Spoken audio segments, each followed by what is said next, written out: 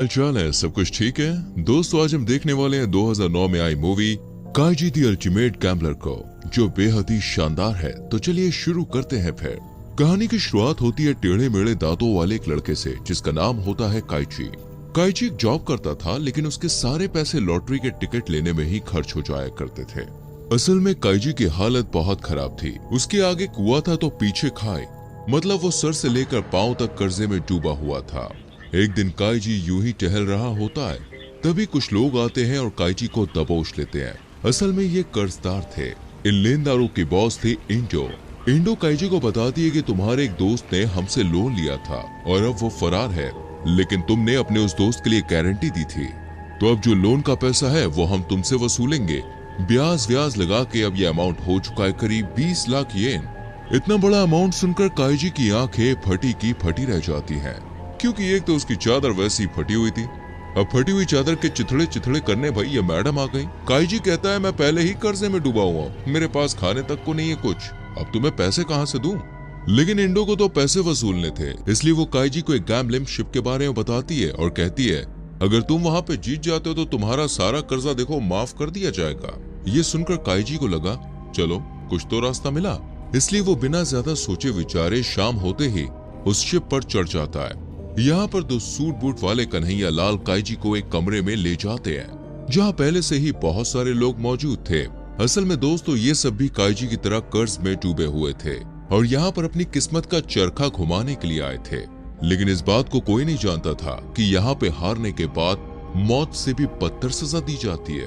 फिर सीन आगे बढ़ता है और प्रोग्राम का होस्ट जॉनी गाबा वहाँ आ जाता है और सभी को गेम समझा देता है, जिसके बाद इन सभी को 3 स्टार्स, जिनमें से एक की कीमत 1 मिलियन थी, और साथ ही एक लिफाफा दिया जाता है जिसमें 12 पत्ते यानी कि कार्ड्स थे।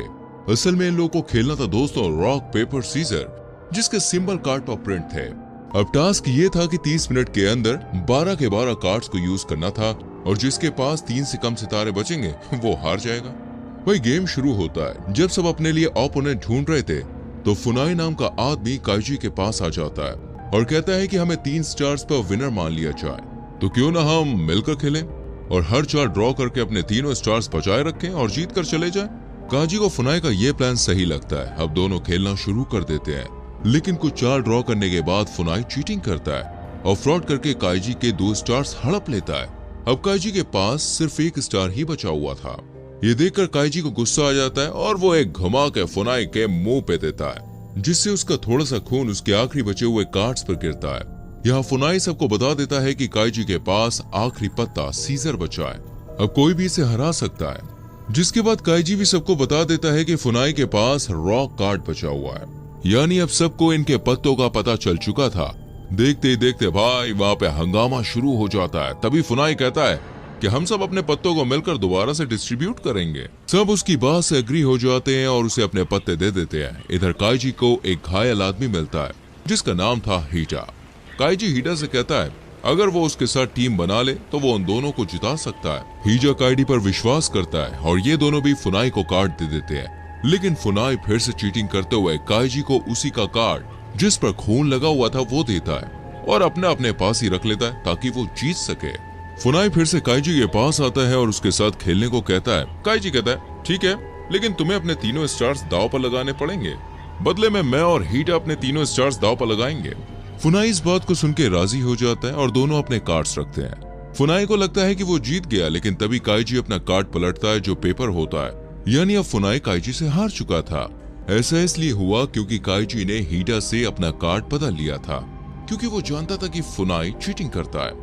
इसके बाद काइजी और हीटा जीत चुके थे, लेकिन हीटा देखता है कि उसकी जेब में एक और कार्ड रखा हुआ है, यानी वो हार चुका है। तभी सूट बूट वाले कन्हैया लाल हीटा को ले जाने लगते हैं, लेकिन काइजी को उसके लिए बुरा लगता है, इसलिए वो कहता है देखो भाई गेम साथ में खेला था, जीत साथ में ली थी, अब अगर तुम हारे हो तो यह हार भी हम साथ में झेलेंगे यार।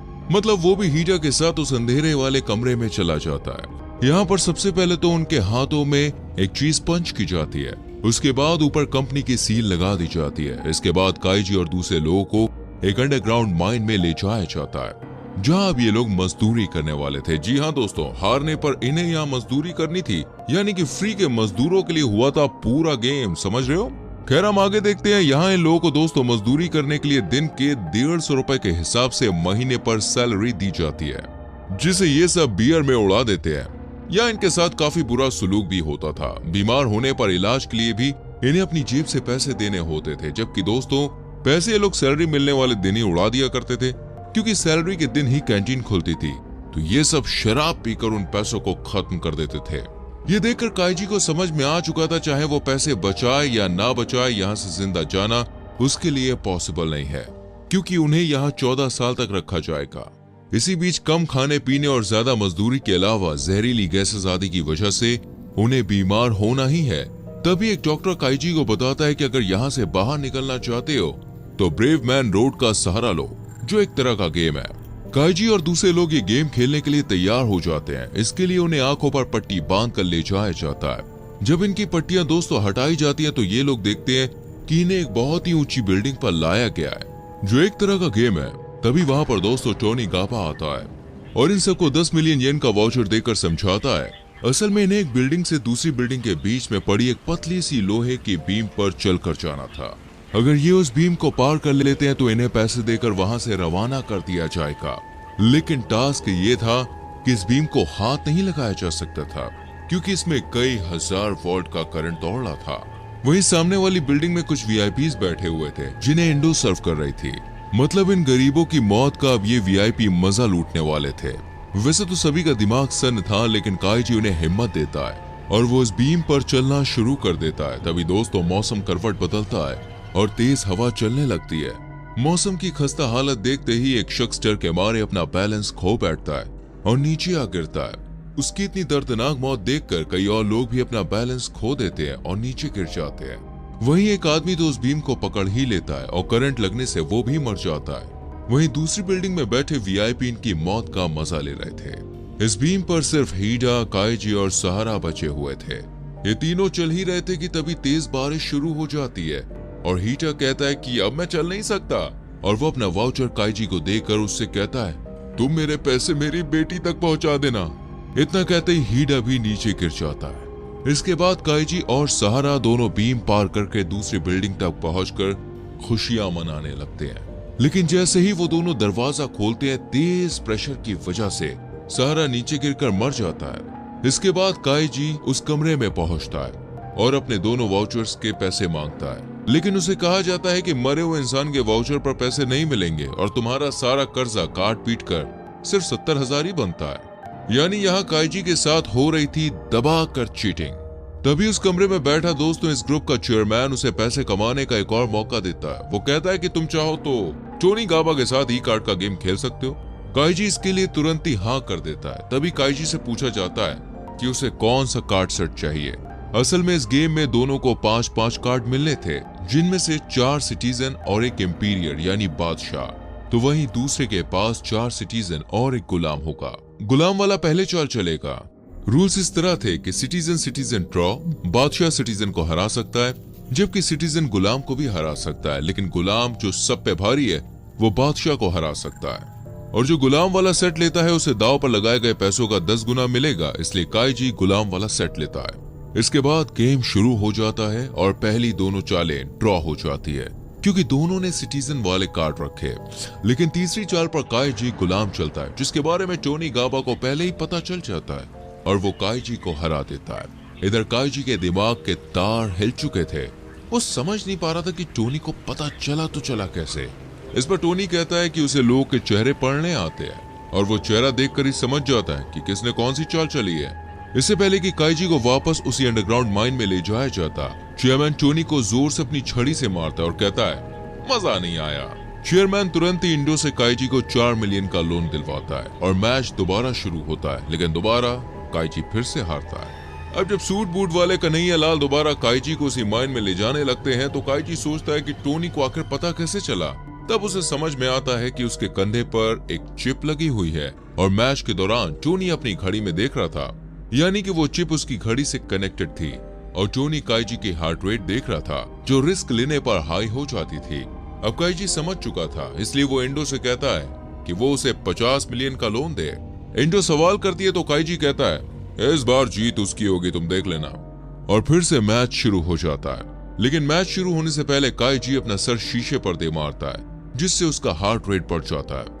यानी अब टोनी गाबा चीटिंग नहीं कर सकता है। वो काइजी की टेबल पर एक गुलाम और एक सिटीजन का कार्ड रखता है और उन पर खून टपका देता है और उन्हें साफ करने की एक्टिंग करता है, लेकिन थोड़ा खून छोड़ देता है।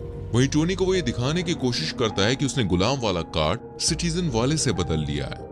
इस राउंड में पहली 3 चालें ड्रॉ हो जाती हैं। फिर दोस्तों काइजी खून लगा कार्ड आगे करता है और टोनी समझ जाता है कि ये गुलाम है, लेकिन वो कार्ड रखने से पहले सोचता है कि काइजी इतना भी बेवकूफ नहीं है। वो खून लगा सिटीजन वाला कार्ड पहले ही रख चुका है और उसने दूसरा कार्ड बदल दिया था। कुल मिलाकर टोनी काइजी की चाल समझ जाता है और बादशाह वाला कार्ड फेंक देता है।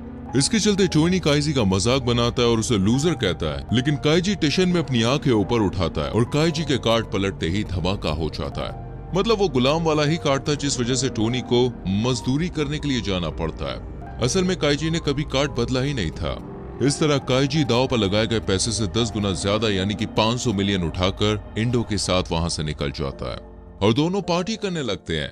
यहाँ काइजी ने इंडो को 300 मिलियन दिए थे, लेकिन जैसे ही काइजी बियर पीता है वो बेहोश हो जाता है, क्योंकि इंडो ने उसकी ड्रिंक में बेहोशी की दवा मिला दी थी। जब काइजी को होश आता है तो उसकी जेब में एक चिट्ठी रखी हुई होती है, जिस पर लिखा था कि तुमने मुझसे जो कर्ज लिया था उसका हर 10 मिनट में 30% था। इस हिसाब से उसका सिर्फ 28 लाख निकलता है, जो उसके लिए छोड़ दिया गया है। फिर सीन शिफ्ट हो जाता है हीडा की बेटी पर, जो एक गैम्बलिंग बार में काम करती थी। उसके लिए एक पार्सल आता है जिसमें कुछ पैसे थे, यानी काइजी ने हीडा को किए वादे के अनुसार उसकी बेटी तक पैसे पहुंचा दिए थे। लेकिन अब उसके पास कुछ भी नहीं बचता। पर एक बात अच्छी थी कि अब उसके पास कोई भी कर्जा नहीं था,